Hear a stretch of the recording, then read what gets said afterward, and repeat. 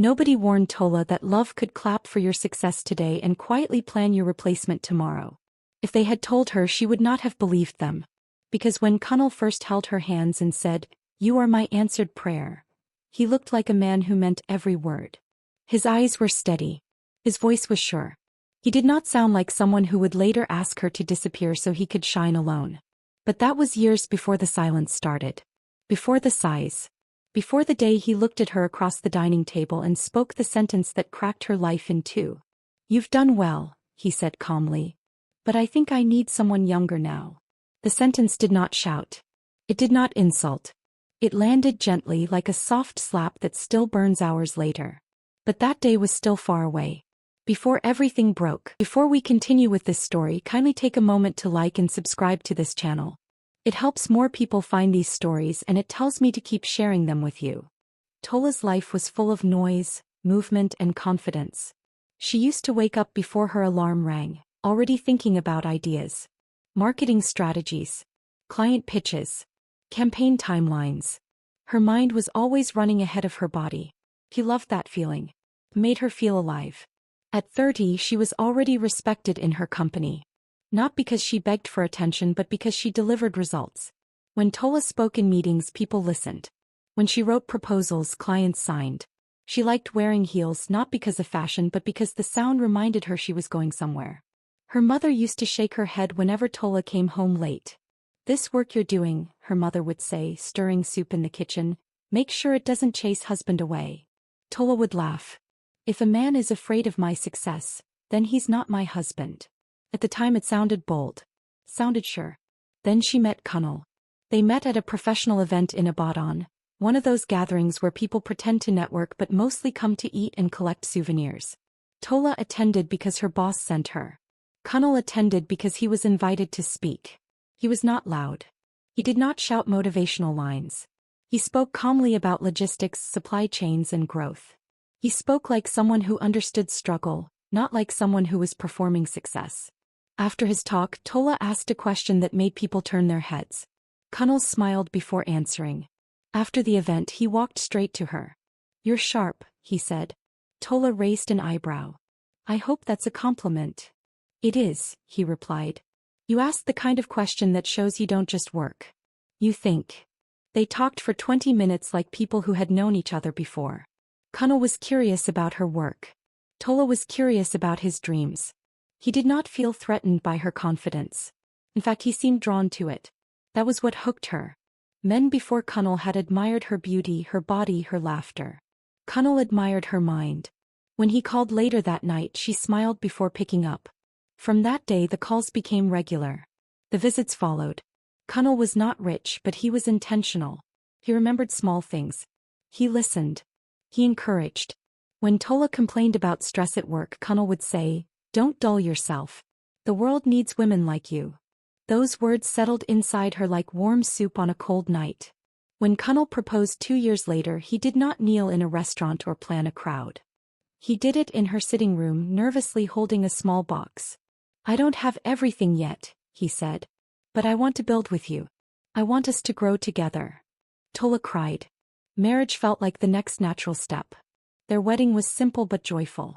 Family, friends, laughter, dancing, hope. The early days were sweet. They struggled sometimes but it felt like teamwork. Kunal's business was still small.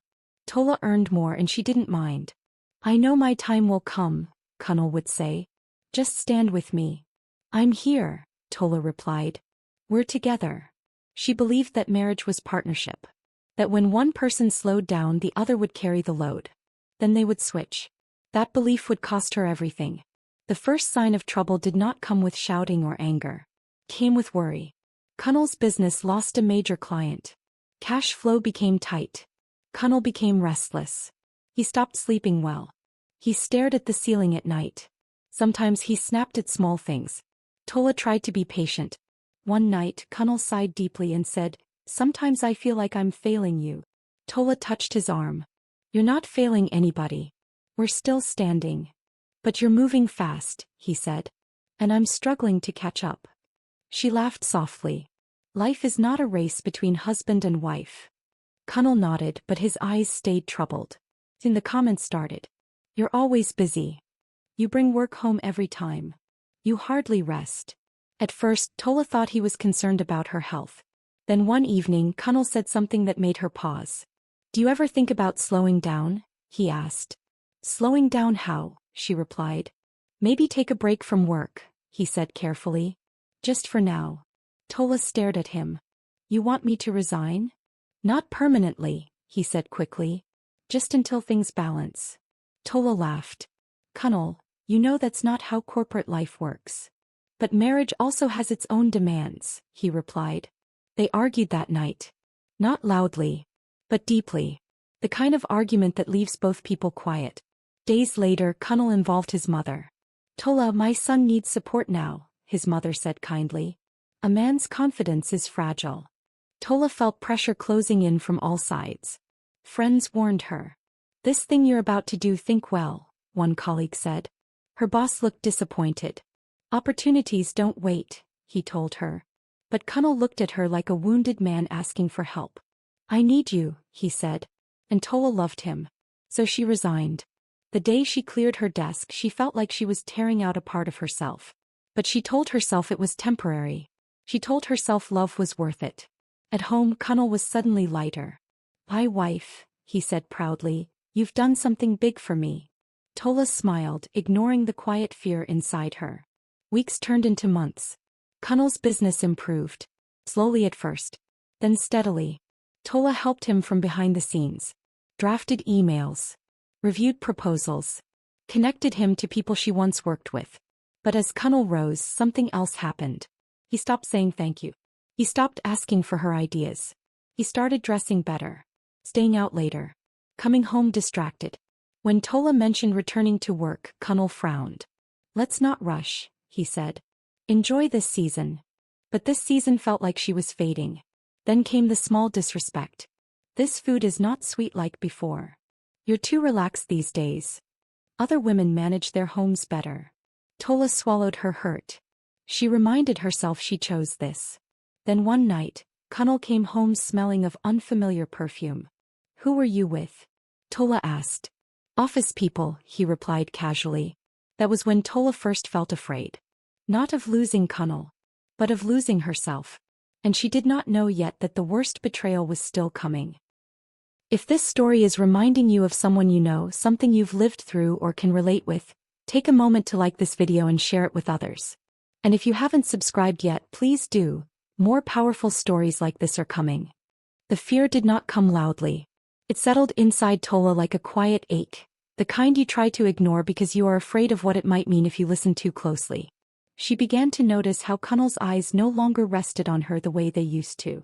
When she spoke, he nodded, but his mind was somewhere else. When she laughed, he smiled late, like someone joining a conversation halfway. At first she blamed herself. Maybe she had really become too relaxed. Maybe stepping away from work had softened her edge. Maybe this was just a phase. So she tried harder. She woke earlier. More. Cooked better meals. Dressed nicer even when she was just at home. She started wearing light makeup again, tying her hair neatly, choosing clothes Kunal once admired. But effort without appreciation is exhausting. One evening as she set the dining table, Kunal walked in talking on the phone. Yes, he said laughing softly. You know I don't like stress. I like peace. He ended the call and sat down. Who was that? Tola asked casually. Ada, he replied. She works with us. Tola nodded. Is she new? Relatively, he said, already reaching for his phone again. Ada. The name stayed with her. In the following weeks, Ada's name appeared often. Ada suggested this idea. Ada handled that meeting. Ada understands my vision. Each time Kunal mentioned her, there was a lightness in his voice Tola had not heard in a long time. One afternoon, Kunal came home unusually excited. We're hosting some clients tomorrow evening, he said. At the office. That's good, Tola replied. Should I prepare anything? He paused. No. It's strictly work. Something in the way he said it made her feel excluded. The next day, Kunal dressed carefully, more carefully than usual. He sprayed perfume twice, checked himself in the mirror, adjusted his collar. You look good, Tola said softly. Thanks, he replied distractedly. She watched him leave, standing by the window long after his car disappeared. That night, Kunnal came home late. Not drunk. Not rude. Just distant. How was the meeting? Tola asked. Fine, he replied. Successful. He did not mention Ada. Tola went to bed with questions she was afraid to ask. Days later, while cleaning the house, Tola's phone buzzed. It was a message from an unknown number. Good afternoon. Is this Kunnal's wife? Her heart skipped. Yes, she replied slowly. Who is this? This is Ada. From Kunnal's office. Tola stared at the screen. Yes, she typed. I just wanted to let you know that Kunnal might be late tonight. We have some work to finish. The message felt unnecessary. Why was Ada messaging her directly? Okay, Tola replied politely. She placed the phone down, hands shaking slightly. That night, Kunnal indeed came home late. Ada messaged me, Tola said calmly. Kunnal froze for half a second. Oh, yes. I told her to inform you. Why? Tola asked. So you won't worry, he replied quickly. Tola nodded. But inside her something cracked. The days that followed were heavy. Kunnal spent more time on his phone. Smiled at messages he did not share. Guarded his screen. When Tola tried to talk, Kunnal grew impatient. You're overthinking, he said. Am I? She asked. Yes, he replied. You don't have enough things occupying your mind. That sentence hurt more than he knew. One evening, during a family visit, Kunnal's aunt joked loudly. Kunnal, see how fresh your staff is. Oh. That Ada girl, she fine well. Everyone laughed. Kunnal laughed too. Tola forced a smile. That night she confronted him. You're enjoying the attention, she said quietly. Kunnal sighed. You're being insecure. Insecure. Tola repeated. After everything I've done? Kunnal stood up. Let's not do this tonight. They slept back to back, the space between them wider than the bed. Weeks later, Kunnal came home unusually serious. We need to talk, he said. Those words again. Tola sat down slowly. I've been thinking, Kunnal began. About my life. About where I'm headed. She said nothing. I'm entering a new phase, he continued.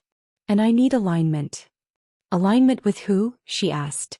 He hesitated. With someone who matches my current energy. The room felt tight. What are you saying? Tola asked, her voice barely steady. Kunnal looked at her fully then. His eyes were calm. Too calm. You've done a lot for me, he said.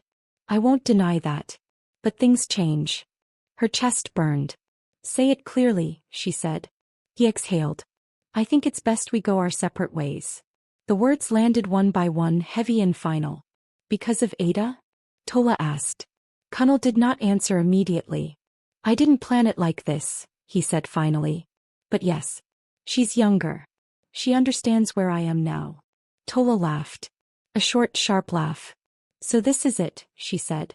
I gave up my career so you could rise. Now you're telling me I no longer fit. Kunnal looked uncomfortable. Let's not make it sound like that. How should I make it sound? She asked. Beautiful. He stood up. We'll talk later. But there was no later. Within weeks, Kunnal moved out. The house felt empty but not quiet. Memories echoed everywhere. Every corner reminded Tola of something she had lost. People talked. She tried. Men change. She shouldn't have left her job. Each comment felt like salt on an open wound. Tola returned to her mother's house. The same room she slept in as a teenager now held a grown woman's heartbreak. Her mother did not say, I told you so. She only hugged her and said, cry if you want. But don't let pain make you small. Days passed. Then weeks. Tola tried applying for jobs. Many doors were closed. Some politely. Some silently. One afternoon, scrolling through her phone, she saw it. A picture. Kunnal and Ada. Smiling. Engagement announcement. The caption read, New Beginnings. Tola dropped the phone. Something inside her finally broke, then slowly began to rebuild. She cried deeply that night. Not just for Kunnal. But for herself. For the woman she had put on pause. For the dreams she had boxed away. The next morning she woke up different. Not healed. But awake. She opened her laptop. Updated her resume. Reached out to old contacts. swallowed pride. One of them replied. We can talk, the message read. Tola's hands shook as she typed back. Yes. Thank you. Meanwhile, Kunnal's life looked perfect from the outside. New wife. New house. New praise. But perfection has cracks. Ada admired Kunnal's success, not his struggle. She loved the version of him that had arrived, not the one that had needed support. Slowly, tension entered their home. Ada wanted more. More money. More attention. More lifestyle. Kunnal began to feel pressure again. One evening, Ada complained, You're always stressed. Kunnal almost laughed. Back in her mother's house, Tola received an offer. Contract role. Not glamorous. But solid. She accepted. She worked like her life depended on it. Because it did. Months passed. Tola found her rhythm again. Her confidence returned slowly, like sunlight after a long storm. Then came the letter. A legal notice. Kunnal's business was under investigation. A partner accused him of cutting them out unfairly. The evidence? Old emails. Proposals. Ideas. Written by Tola. She read the documents carefully. For the first time she saw the full picture. The success Kunnal enjoyed was not just built on her sacrifice. It was built on her work. And the truth was about to surface. The letter did not look frightening at first. It was just paper. Plain envelope. Typed words. But as Tola read it again and again, her hands began to shake. The investigation was serious. The partner claimed ideas were stolen. Strategies copied. Networks used without consent. Documents attached showed emails, drafts, proposals. Her name was there. Not as owner. Not as partner. But as the brain behind almost everything. Tola sat on the bed in her childhood room, staring at the wall, memories rushing back like floodwater.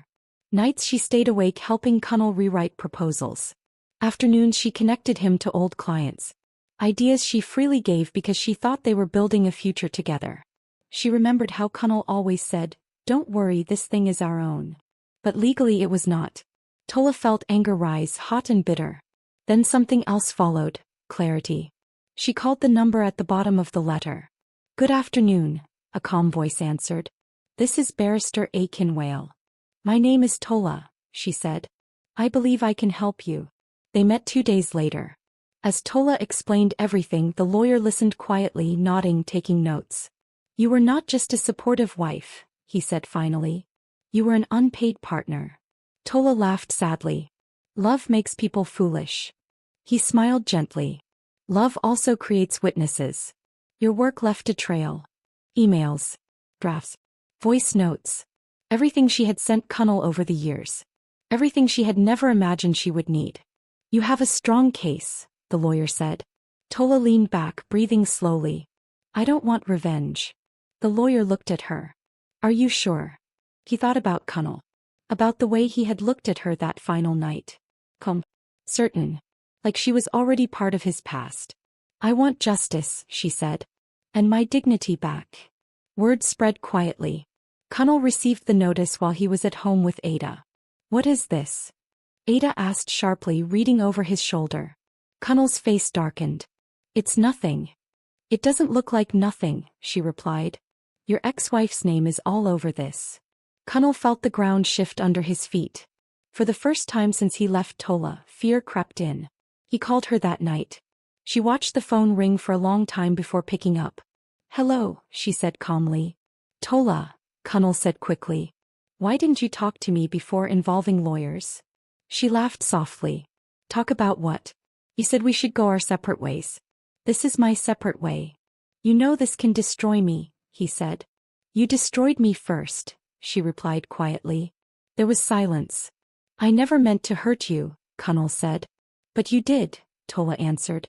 And you didn't look back. Kunnal swallowed. Please. Let's settle this quietly. Tola's voice was steady. I'm done settling quietly. She hung up. Ada was not smiling anymore. The investigation moved fast. Partners withdrew. Clients paused contracts. Questions rose everywhere. Kunnal's image began to crack. At the same time, Tola's life was changing too. The contract role she took turned permanent. Her ideas stood out. People noticed her again, not as someone's wife but as herself. One afternoon her boss called her into the office. "We're expanding," he said. "And I want you to lead the new unit." Tola felt tears sting her eyes. "Thank you," she whispered. That evening she sat with her mother in the kitchen. "Mummy," she said softly, "I think I lost myself because I was trying to hold someone else together." Her mother nodded. "Some people only love you when you are pouring yourself into them. The day you're empty, they look elsewhere." Months later, the case reached a settlement. Connell lost controlling rights to the company he once bragged about. His reputation never fully recovered. Ada, tired of pressure and uncertainty, left quietly. The younger replacement did not stay for the collapse. One evening, Connell stood alone in his living room, surrounded by silence he had chosen. Meanwhile, Tola moved into her own apartment. Not big, but peaceful. She decorated it slowly, intentionally. Every item chosen by her. For her. 1 year later, at a professional award ceremony, Tola stood on stage as her name was called. As she accepted the plaque, applause filled the hall. She scanned the crowd briefly. Connell was not there. And for the first time she did not feel his absence. Later that night, alone on her balcony, Tola smiled. She had given up her career for love. Love had asked for a younger replacement. But in losing him she found something stronger than love. Herself. And this time she was not giving her away. This story reminds us of a hard truth many people don't like to talk about. Love should never require you to erase yourself. Sacrifice is powerful, but it becomes dangerous when only one person is doing it. Tola did everything she was told a good woman should do. She supported. She waited. She stepped back so someone else could move forward. Yet when success came, she was treated like a chapter that was no longer needed. The lesson is clear. Never abandon your purpose for love. Never make yourself small so someone else can feel big. And never forget that the same strength you used to build someone else can rebuild you. True love grows with you. It doesn't replace you when you no longer serve its comfort. If this story touched your heart or reminded you of a lesson you needed to hear, please like this video, share it with someone who might need it, and subscribe to the channel for more powerful real-life stories like this. Your support helps these stories reach the people who need them most. Thank you for watching.